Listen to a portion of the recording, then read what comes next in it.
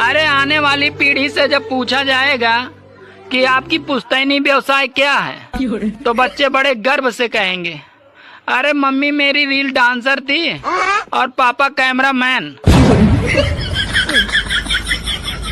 कभी कभी मैं सोचता हूँ कि तुम्हें छोड़कर दूसरी ले आऊं। अरे तुम मुझे छोड़ के तो देखो, मैं तुम्हें ड्रम में नहीं सीधे दीवार में ही चुनवाऊंगी।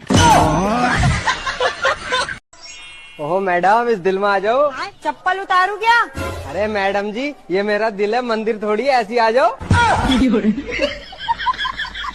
बहुत पढ़े लिखे हो? हाँ तो ABCD का फुल फॉर्म बताओ। A से आत्मा, B से भूतनी, C से चुड़ैल, D से डायन। अरे क्या करूं मैं इसका, क्या करूं? सोचो अगर दुनिया में सभी आदमियों का चेहरा एक जैसा होता तो क्या होता?